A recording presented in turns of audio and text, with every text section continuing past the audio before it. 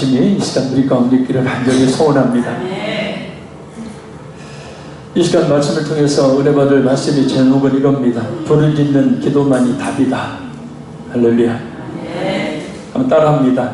부르짖는 기도만이 답이다. 좀 크게 해봐요. 시작. 부르짖는 기도만이 답이다. 하나님께서는 신본주의 왕국으로 세워진 사울 왕가가 인본주의 왕국으로 전락하자 그 왕국을 폐하십니다. 그리고 철저히 신본주의적인 그런 다윗을 택하시고 왕으로 기름을 부으십니다. 촛대로 옮기신 겁니다. 왕으로 기름 부음을 받은 다윗, 그러나 다윗의 길은 순탄하지 않습니다. 자신의 왕권을 빼앗기지 않으려는 사울과 기득권을 유지하려는 사울의 추종자들로부터 부당한 그런 핍박을 당하고 있는 겁니다. 그래서 다윗은 무려 10년 동안 왕으로 등극하지 못하고 유랑 생활을 하게 됩니다. 바로 오늘 본문은 다윗이 그런 사울의 그 박해를 피해 유랑 생활을 하던 중에 아둘람 굴에 숨어있을 때 지은 시이자 하나님께 드리는 기도이자 신앙의 고백입니다. 극도의 정신적인 육체적인 고통 속에서 유일한 피난처가 되시는 하나님께 구원을 강구하는 내용입니다. 그런 절망적인 상황 속에서도 하나님의 구원을 통해서 영광을 얻게 되리라는 확신에 찬 고백을 하고 있는 내용입니다. 오늘 이 말씀을 통해서 우리에게 향하신 주님의 음성을 들으시고 또한 하나님을 뜨겁게 만날 수 있는 이 시간이 되기를 간절히 소원합니다. 절망적인 상황이 있다면 회복되는 역사가 있기를 바랍니다. 특별히 무엇보다도 기도의 문이 활짝 열리는 이 시간이 되기를 간절히 소원합니다. 할렐루야. 1절 말씀을 같이 다시 읽겠습니다. 내가 소리내어 여호와께 부르짖으며 소리내어 여호와께 간구하는도다. 아멘. 다윗은 소리내어 라는 말을 2번이나 반복해서 사용합니다. 그만큼 자신의 기도가 절박한 상황 가운데서 부르짖는 진지한 기도, 간절한 기도, 집요한 기도라는 고백입니다. 물론 소리를 내지 않고도 얼마든지 간절히 기도할 수 있습니다. 그러나 부르짖는 기도는 우리의 마음을 모을 수 있고 더욱 간절하게 기도할 수 있으며 무엇보다도 마음의 모든 것을 쏟아놓을 수 있기 때문입니다. 그래서 성경을 보면 기도에 대해서 말씀하실 때 부르짖는 기도에 대한 언급이 대부분이라는 사실을 우리가 알 수 있습니다. 예레미야 29장 12절에서 13절 말씀입니다. 너희가 내게 부르짖으며 내게 와서 기도하면 내가 너희들의 기도를 들을 것이요 너희가 온 마음으로 나를 구하면 나를 찾을 것이요 나를 만나리라. 물론 묵상기도도 하나님 앞에 간절한 기도를 드릴 수 있습니다. 그러나 부르짖는 기도만큼은 못합니다. 부르짖는 기도는 오직 주님을 생각하지 않으면 하나님의 은혜를 갈망하지 않으면 소리가 나오지를 않기 때문입니다. 그래서 너희가 내게 부르짖으며 내게 와서 기도하면 내가 너희들의 기도를 들을 것이요 너희가 온 마음으로 나를 구하면 나를 찾을 것이요 나를 만나리라. 예레미야 33장 3절 너는 내게 부르짖으라 내가 네게 응답하겠고 네가 알지 못하는 크고 은밀한 일을 내게 보이리라. 요즘에는 부르짖는 기도에 대해서 많은 그리스도인들이 거부감을 느낍니다. 때로 부르짖는 성도들 향해서 핀잔을 주기도 합니다. 하나님이 귀가 먹었거니 그렇게 소리 빽빽 지르면서 기도하냐고. 신학교에서도 그렇게 이야기를 하더라고요. 근데 그런 사람들은 진짜 기도가 뭔지를 모르는 사람이죠. 묵상이란 진짜 간절한 부르짖는 기도를 통해서 할 수 있는 기도가 묵상기도예요. 처음부터 묵상기도가 그렇게 쉽게 되는 것이 아닙니다. 부르짖는 기도가 사라지게 되면 기도 자체가 사라짐을 우리가 알아야 합니다. 지금의 유럽이 그랬죠. 우리나라도 점점 그 전철을 밟아가고 있으니 참 안타까운 일입니다. 교회들마다 그런 기도들이 갈수록 사라지고 있으니까요. 마치 조용히 묵상으로 기도하는 것을 고상한 기도처럼 여기는데 천만의 말씀입니다. 물론 평탄한 삶을 살면 아무런 문제가 없으면 부르짖는 기도 못하죠. 하려고 해도 안 나오는 겁니다. 호세아 7장 7절 말씀입니다. 그들이 다 화덕같이 뜨거워져서 그 재판장들을 삼키며 그들의 왕들을 다 엎드려지게 하며 그들 중에는 내게 부르짖는 자가 하나도 없도다. 그 수많은 이스라엘 백성들을 하나님은 살펴봤는데 하나님 앞에 간절한 마음을 가지고 그 은혜를 사모하며 부르짖는 기도가 한 사람도 없었다.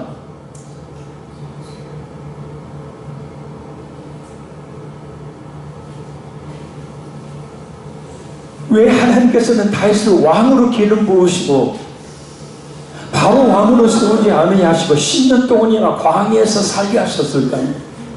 그것도 편안하게 살게 하시는 것이 아니라 날마다 사울 왕에게 쫓겨다니는 그런 삶. 그래서 광야 길바닥에서 자고 오늘 본문에서처럼 아둘람 굴속에서 살게 하셨을까? 바로 오늘 본문과 같은 기도를 하도록 하기 위해서입니다. 독일 속담에 이런 말이 있습니다. 고난은 기도를 가르친다. 아무리 기도는 이렇게 하는 것이다 라고 가르쳐줘도 기도하지 않겠지만 그러나 고난을 만나게 되면 참 그리스도인은 기도하게 된다는 거예요. 그래서 자녀들이 뺀질뺀질한 신앙생활을 하면 아니 내 자신이 그냥 그럴듯한 그냥 명목상의 신앙생활을 하면 기도해야 합니다. 하나님 적절한 고난을 내게 주십시오. 적절한 고난이 있어야 부르짖거든요. 적절한 고난이 있어야 기도하거든요. 그냥 늘 하는 일 잘 되어지고 별 큰 문제가 없으니까 하나님 앞에 나와서 부르짖어 기도할 생각을 아예 하지 못하는 겁니다. 그래서 신앙은 갈수록 형식적이고 외식적인 신앙, 고상한 신앙생활로 나아가는데 하나님 앞에서 고상한 신앙생활이 어디가 있어요? 하나님 앞에 고상한 신앙생활이 뭐냐는 거예요. 이 자리에 있는 우리 한국 교회가 다시 부르짖는 기도를 회복해야 됩니다. 기도하게 하시려고 그래서 고난을 주시는 거예요. 그럼 하나님께서 다윗으로 하여금 그냥 기도만 하게 하시려고 그러시는 것인가? 아닙니다. 기도함으로 인해서 하나님께서 진짜 주시기를 원하시는 것이 있었어요. 우리가 잘 알고 있는 시편 138편 3절 말씀입니다. 내가 간구하는 날에 주께서 응답하시고 내 영혼에 힘을 주어 나를 강하게 하셨나이다. 간구하는 나를 지적하면 간구하는 바로 그 순간에 라는 뜻이에요.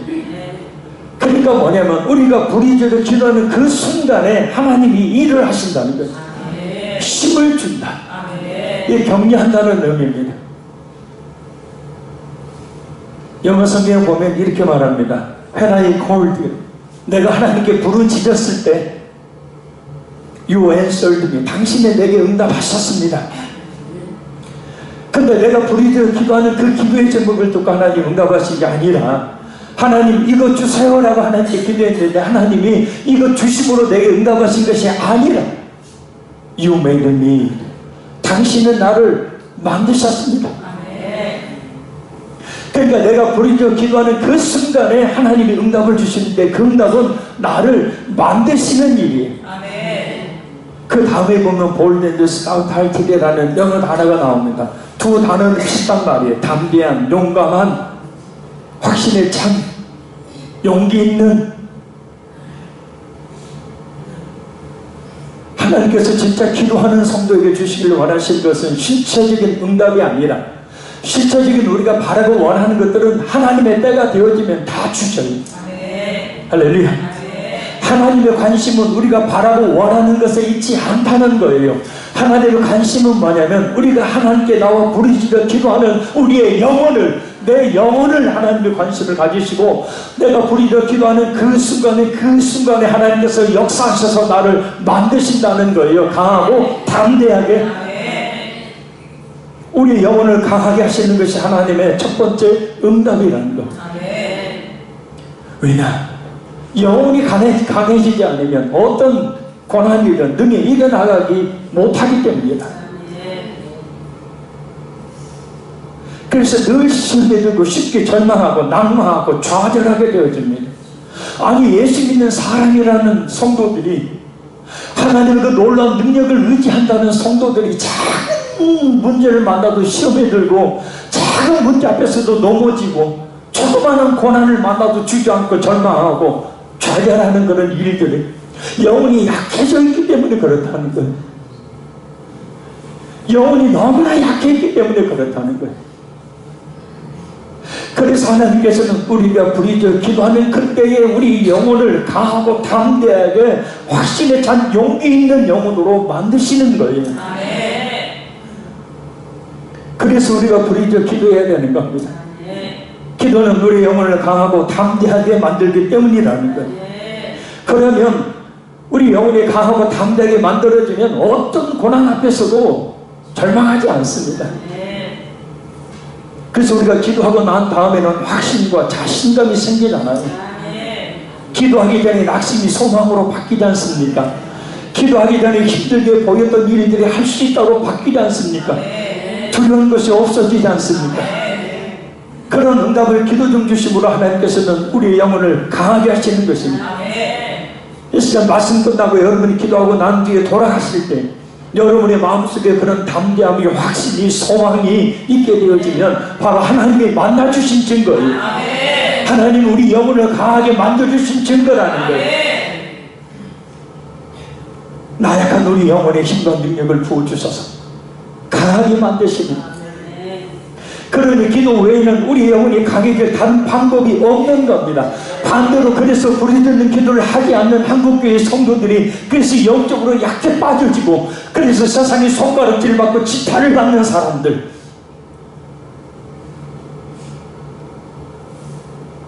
모든 종교 중에서도 최고의 윤리적 도덕적인 그런 교과서 같은 성경을 하나님의 능력으로 가득 차 있는 이 지혜와 능력의 이 말씀인 성경을 믿는다 하면서도 모든 종교 순위도에서 가장 선호도가 낮고 다른 종교인들보다도 더 삶 속에서 열매를 맺지 못하는 연약한 모습을 가진 이유는 바로 뭐냐면 따라해요. 기도를 하지 않기 때문이다.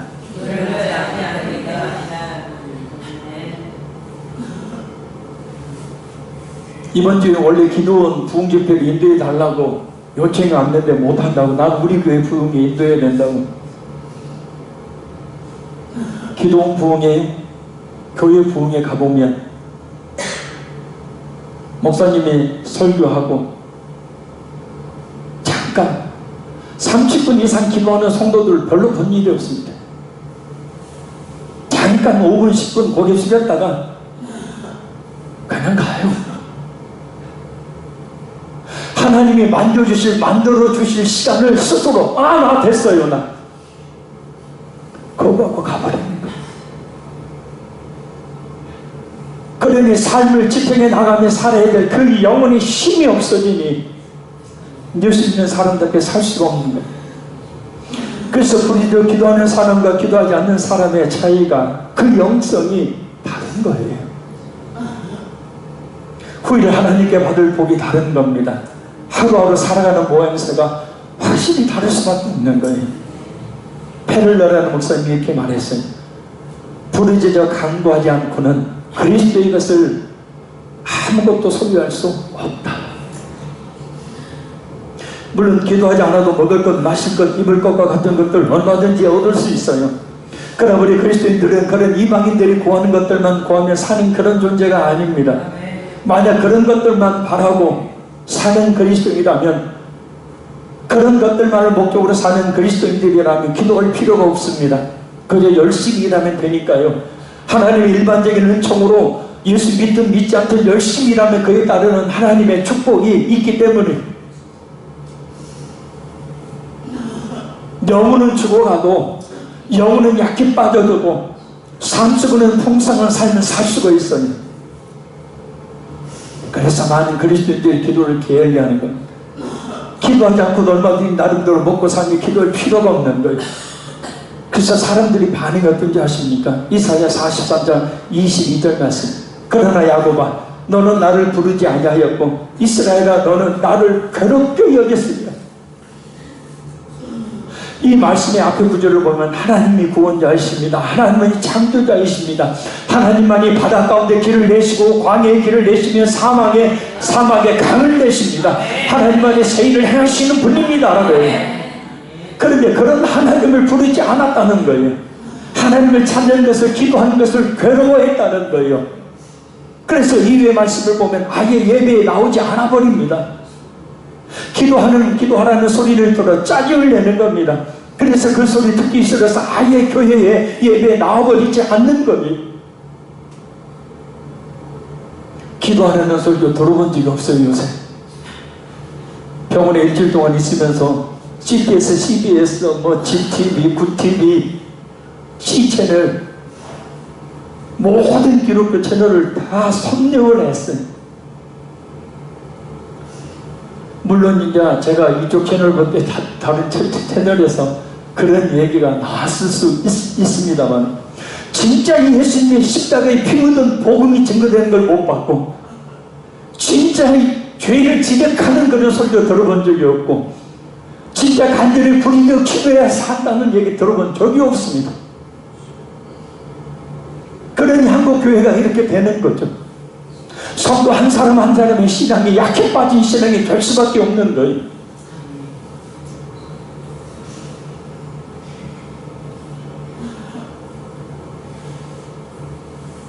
하나님을 괴로워하다니, 기도하는 것을 괴로워하다니, 이미 영적으로 파산 상태에 있는 것과 같습니다. 그래서 하나님께서는 다윗을 하여금 왕이 되기 전에 10년 동안 광야 생활을 통해서 기도를 배우게 하시는 겁니다. 무엇보다 그 영혼을 강하게 하신 겁니다. 왜냐하면 나약한 영혼으로 어떻게 그 왕의 직분을 감당할 수 있겠습니까? 그래서 다윗은 이 훈련을 받고 난 뒤 더욱 기도의 사람이 되죠. 그래서 이 시편에 엄청나고 기가 막힌 영적 기도를 쏟아내놓은 겁니다. 자, 그럼 다윗이 하나님께 어떻게 기도했습니까? 우리 2절을 보겠습니다. 내가 내 원통함을 그의 앞에 토로하며 내 우환을 그의 앞에 진술하는도다. 아멘. 원통이라는 말은 이 덤불이라는 말입니다. 고난과 고통의 문제들이 덤불을 이루듯 많이 산적해 있다. 그리고 토로하다라는 말은 붓다, 쏟는다라는 뜻이에요. 그러니까 모든 자신의 사정을 숨김없이 털어놓는다라는 거예요. 물을 부으면 쏟으면 어떻게 돼요? 그래서 하나도 남지 않게 되잖아요. 마찬가지로 하나님 앞에 어떤 문제든 간에 물을 쏟던 모든 사정을 숨김없이 다 쏟아놓으면, 그런 기도를 하고 나면 그래서 우리에게 마음이 가벼워지고 우리의 심령이 깨끗해지고 시원해지고, 어제 저녁 말씀처럼 어둠이 우리에게서 떠나가는 역사가 있게 돼요. 그리고 하나님께서는 그 기도를 들으셨다는 증거로 그 많은 문제로 가득 차있다 기도로 비워진 그 마음속에 하나님은 대신 내가 네 기도를 들었어 라는 의미로 평안을 주신다. 그래서 빌보서 4장 6절 7절 말씀, 아무것도 염려하지 말고 다만 기도와 간구로 너희 구할 것을 감사함으로 하나님께 구하라. 그다음 이 모든 지각에 뛰어나신 하나님의 평강이 그리스도 예수 안에서 너희 생각과 마음을 지키십니다. 그래서 쏟아붓는 기도를 하면 염려와 걱정과 근심이 사라지고 소망과 기쁨이, 확신과 담대함이 오게 되는 것. 바로 그런 은혜들을, 평강을 주심으로 지켜주신다. 그 마음의 상태가, 그 기쁨과 확신의 상태가 계속해서 이어질 수 있도록 평강으로 그 마음을 지켜주신다. 그래서 이 시간에 부르짖어 기도함을 통해서 이런 은혜가 있기를 바랍니다. 특별히 오늘 본문의 다윗처럼 어떤 원통한 일이든 무한이든지 간에 우리 하나님께 부르짖어 소리내어 기도할 수 있기를 바라요. 왜 그렇게 하나님께 소리내어 기도해야 할까요? 3절 봅니다. 내 영이 내 속에서 상할 때에도 주께서 내 길을 아셨나니 내가 가는 길에 그들이 나를 잡으려고 올무를 숨겼나이다. 아멘. 다시 모든 원통함과 우환을 하나님께 쏟아놓는 이유를 밝히고 있습니다. 그것은 하나님만이 자신이 모든 상황을 아시고 또한 그 문제를 해결해 주실 수 있는 분이시기 때문에, 그것을 믿기 때문에. 그래서 부르짖는 기도는 하나님의 존재를 확실히 믿는 사람만이 합니다. 하나님께서 자신이 모든 상황을 다 아신다는 것을 아는 사람만이 해요. 자신의 문제를 해결할 수 있다는 사실을 믿는 사람만이 부르짖어 기도하게 되어집니다. 이 믿음이 없으면 부르짖어 기도할 수가 없는 겁니다. 하나님 살아계십니다. 지금 이 자리에도 인재 계십니다. 그 하나님은 우리 모든 사정을 100% 정확하게 알고 계시는 분, 또한 얼마든지 그 문제를 해결해 주실 능력이 있으신 분이에요. 나의 모든 사정과 형편을 다 알고 계시는 분, 내 마음속에 다른 사람에게 말하지 못한 깊은 마음에 숨겨져 있는 감추고 싶은 눈물 나는 사연도, 아무도 모르는 나만의 기억들조차도 다 아시는 분, 나의 고통과 슬픔과 아픔과 절망과 좌절 그리고 기쁨과 즐거움과 행복한 모든 것들을 다 알고 계시는 성경에서 안다는 것은 우리 모든 사념의 형편을 하나님께서 그냥 안다라는 개념이 아니라 알고 계시기 때문에 그 문제를 해결해 주신다는 뜻이에요. 그러니 우리는 다음과 같은 다윗의 고백을 하며 하나님께 나가야 합니다. 우리 4절 읽겠습니다. 오른쪽을 벗어서 나를 아는 이도 없고 나의 피난처도 없고 내 영혼을 돌아보는 이도 없나이다. 아멘. 여기를 봐도 저기를 봐도 내가 의지할 만한 사람 없습니다. 나를 돌봐줄 사람 없습니다. 바로 이거입니다. 할렐루야. 하나님께서 우리에게 원하시는 것이 바로 이겁니다. 세상과 나는 간 곳 없고 구속한 주만 보이도다. 남편이 잘해주면 집에만 있고 싶겠죠. 자녀들이 잘해주면 해외여행만 다니고 싶고 여기저기만 다니고 싶죠. 물질 있으면 그 물질로 행사하는데 쓰고 싶죠. 세상의 즐거움 누리며 살고 싶죠. 사람이라는 존재가 그래요. 근데 그런 상황이 아니라는 거예요. 그것은 꼭 뭐냐면 하나님이 사람도 끊으시고 물질도 끊으시고 건강도 끊으시고 모든 것을 하나님께서 제거버리신 이유는 바로 뭐냐면 바로 다윗과 같이 오른쪽을 살펴보소서 나를 아는 이도 없고 나의 피난처도 없고 내 영을 돌아보는 이도 없나이다. 그러니 하나님은 보입니다.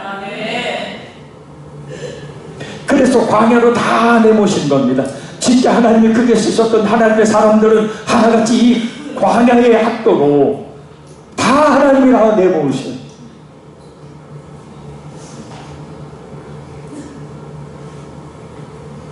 의지할 만한 대상도 없고 쓸만한 것도 없고 특히 그런 자신의 영혼 깊은 것을 아픔과 고통을 알아줄 만한 사람도 없다. 그래도 좋을 때는 의지할 만한 사람들이 눈에 보이죠. 가서 붙어가면 들어줄 것 같고 언제든지 내 힘과 도움이 될 만한 그런 사람들이 있는 것 같습니다. 그러나 막상 진짜 그런 도움이 필요할 때 없습니다. 사람은 있으나 내 사정과 형편을 내 고통과 아픔을 자신의 것처럼 여기고 받아들여 진심으로 도와줄 사람은 없다. 그런 하나님이 계십니다. 그리고 우리에게는 솔직히 그런 사람들이 없어야 합니다. 그래야 하나님은 작거든요. 그래야 하나님 작거든요.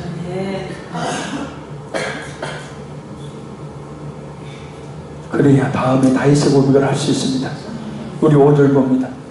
여호와여 내가 주께 부르짖어 말하기를 주는 나의 피난처시요 살아있는 사람들의 땅에서 나의 분깃이시라 하였나이다. 아멘. 하나님에 대한 다윗의 확고부동한 믿음의 표현입니다.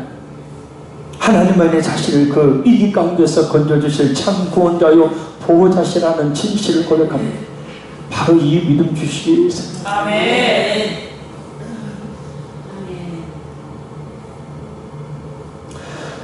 하나님과 나 사이를 가로막는 사람들이 많죠. 하나님과 나 사이를 가로막는 물질이라는 것이 평안이라는 것이 하나님과 나 사이를 가로막는 것들이 얼마나 많은지 모릅니다. 그런데 그 모든 것들이 없어지니 주님이 더 바라보는 거예요. 보이는 겁니다. 하나님밖에 없고 살아있는 사람들의 땅에서 나의 분깃 이스라엘의 모든 지파에게 땅을 분배했지만 오직 레위 지파만은 하나님께서 분깃이 되어서 그들의 생기를 유지하게 하시겠다는 말씀을 반영한 말씀이죠. 그래서 레위 지파는 오직 하나님만 바라고 살아야만 했습니다. 적과 꿀이 흐르는 가나안 땅, 우리는 이스라엘 백성들이 차지했던 그 땅을 그렇게 생각하는데 성경을 보면 전혀 그렇지 않습니다. 하나님께서 그들에게 주셨던 땅은 적과 꿀이 흐르는 땅이 아닙니다. 영적으로 적과 꿀이 흐르는 땅의 의미는 그 척박한 상황 속에서 성지순례 가보신 분이 있죠. 이스라엘적으로. 이집트 요르단 이스라엘 쪽으로 성지 순례 가보신 분, 예루살렘 성이 어디 있던가요? 예루살렘 성이 어디 있던가요? 산에 있어요. 물도 아주 조금 나오는 곳입니다. 농사 지을 수 있는 곳이 아닙니다. 밖으로 나와야 합니다. 왜 하나님께서 이스라엘을 그런 땅에 주셨는가?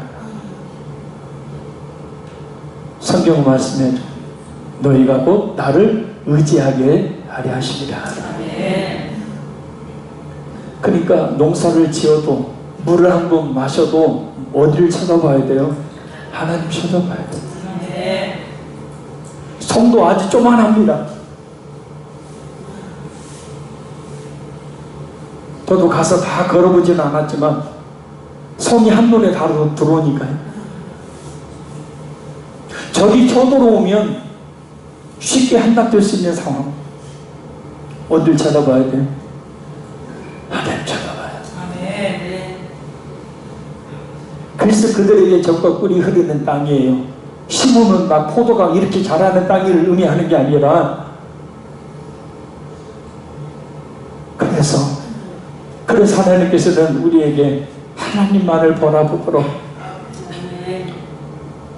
그런 고난을 주시고, 사람의 배신당하는 것, 물질에 배신당하는 것, 믿었던 내 건강 잃어버리는 것, 저기 봐도 아무런 의지할 만한 것 없는 것, 왜 저 사람은 쇠꼬챙이 마냥 나의 마음을 찔러대는지, 그런 원수 같은 사람들과 같이 살고 그런 원수 같은 사람들과 같이 지내는 것, 하나님을 찾으라는 거죠. 그래서 다윗은 하나님을 찾습니다. 하나님께 부르짖습니다. 우리 6절 봅니다. 나의 부르짖음을 들으소서. 나는 심히 귀찮아니이다. 나를 핍박하는 자들에게서 나를 건지소서. 그들은 나보다 강하니이다. 아멘. 다윗은 여기서 자신의 부르짖는 기도에 대해서 응답해 주시기를 호소합니다. 그리고 그 근거로 자신의 비천함을 듭니다. 비천하다는 말은 마르다, 쇠하다, 미약해지다 라는 의미예요.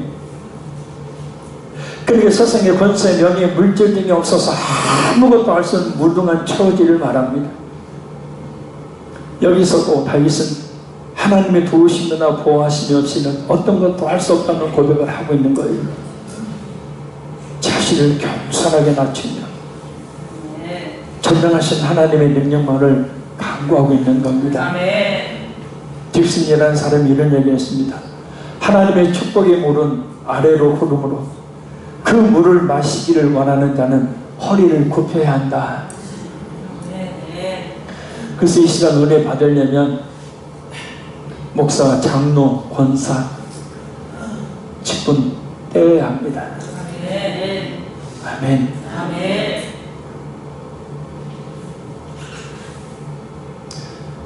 세상에 가지고 있었던 화려한 옷 벗어야 합니다. 오직 한 가지, 주의 은혜가 아니면 내가 살 수 없습니다. 그런 간절한 고백 하나로 나갈 때 그게 겸손함이고, 그 겸손한 자에게, 허리를 숙이는 자에게 하나님의 축복의 물은 위에서 아래로 흐르게 되는 겁니다. 그러니까 부은혜를 해도 어떤 사람은 은혜를 많이 받는데 어떤 사람은 도무지 은혜를 받지를 못해요. 그냥 부르짖어 기도하라고 하면 천일이고 뭐고 다 내려놓고 그냥 부르짖으라고 부르짖으면 되는데, 그러면 막 기도가 열리고 어둠이 떠나가고 성령의 만들심의 역사가 있는데 무슨 그런 체면을 내세우는지, 아이고 옆에 남편이, 옆에 아내가, 옆에 친구가, 아이고 내가 부르짖어 기도하면 쪽팔려서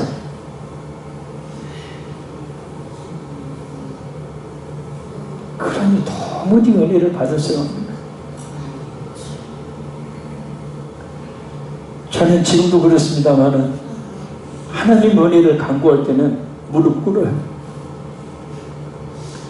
성도들이 듣든지 말든지 부르짖어 기도합니다. 울면서 찬양합니다. 울면서 기도합니다. 왜요? 하나님 앞에서는 지금 누구만 있냐면 나만 있거든요.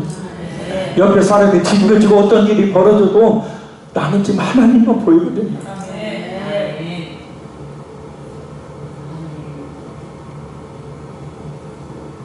마귀는 말이에요, 우리로 하여금 기도하지 못하도록 가진 수단과 방법을 통해서 유혹합니다. 방해합니다. 그래서 기도를 멈추고 죄 가운데 빠지도록 만듭니다. 그래서 기도를 쉬는 것이 죄라고 사무엘이 고백했죠.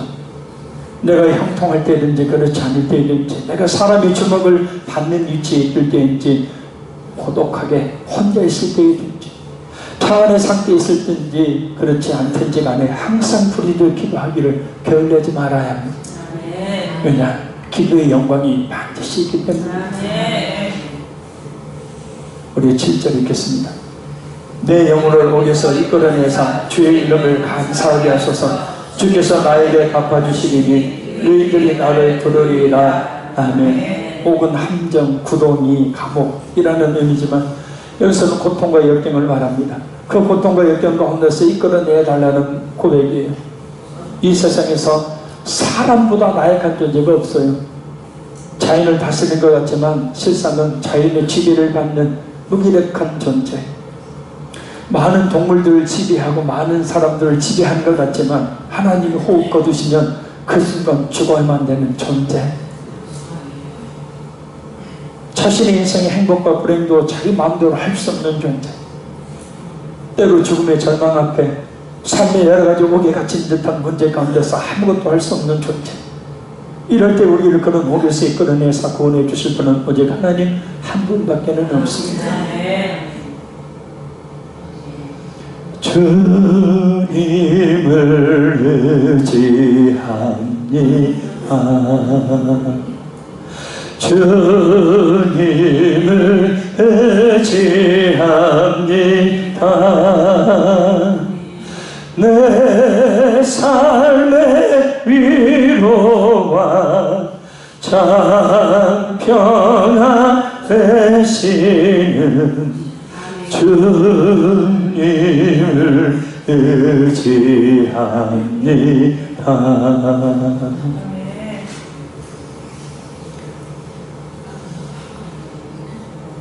근데 중요한 것은 그 다음에 남은 다시 놀라운 고백입니다.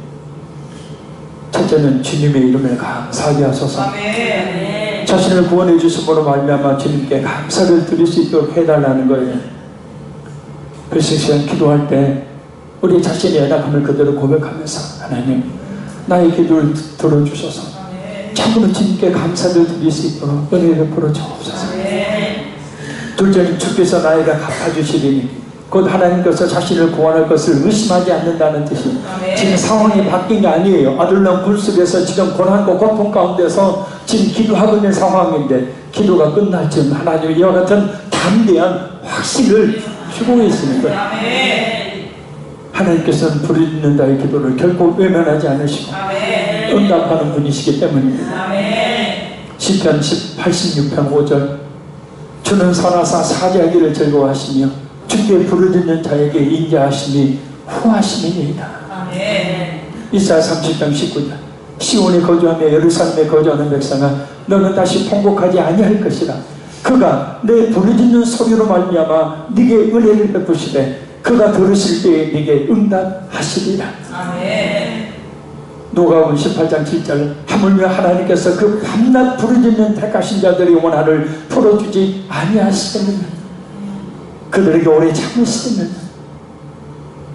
그러니 이 시간 우리의 부르짖는 기도를 분명히 응답해 주심을 믿고 기도해야 합니다. 마지막 셋째는 의인들이 나를 부르리. 환난과 역경에 처한 자신을 하나님께서 구원해 주시는 것을 보고 하나님을 경외하는 사람들이 자신에게 모여들게 될 것이라는 의미예요. 지금 다윗은 혼자잖아요. 오히려 다윗을 죽이려고 하는 사람들이 더 많은 상황입니다. 그런데 그 사람들이 다윗과 함께 하시는 하나님을 보고 그 사람들이 다윗에게 몰려들게 될 것이다. 떠났던 사람이 다시 오는 역사, 대인관계의 문제가 해결되는 역사는 따라합니다. 내가 하나님께 하나님께 부르짖어 부르짖어 기도할 때 우리는 그 문제의 해결 방법을 잘 몰라요. 계속해서 손가락 때문에 저 사람 때문에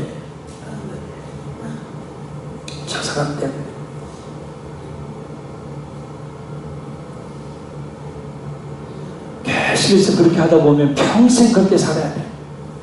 그렇죠? 그 사람 안 변해요. 내가 아무리 손가락질하고 정죄하고 판단해도 오히려 더 악해지면 악해졌지 바뀌질 않아요. 내가 하나님께 바뀌면 할렐루야. 내가 하나님께 부르짖으니까 하나님이 나를 바꿔주시면 바꿔져 있는 내 모습을 보고 변화된 내 모습을 보고 사람들이 돌아오게 된다는 거예요. 나는 바뀔 생각을 하지 않고 다른 사람 바뀌기만을 기대하는 것은 이건 평생 문제 해결을 하지 않으려는 작정하는 것과 같다. 부흥에 따라 좀 설교를 세게 해도 이해하십시오. 결론적으로 말씀드립니다. 부르짖는 기도가 사라지면 기도가 사라지고 기도가 사라지면 결과는 뻔합니다. 이스라엘 백성들처럼 영적인 황폐함만 있을 뿐입니다. 영적인 황폐함이란 곧 하나님을 잊고 하나님을 떠나 세상의 쾌락과 즐거움을 쫓아서 세상의 죄악 가운데 자신을 방탕에 방임하는 삶을 사는 것, 그것이 바로 영적 황폐함이에요. 그러나 부르짖는 기도는 그 진지한 집요한 간절한 기도,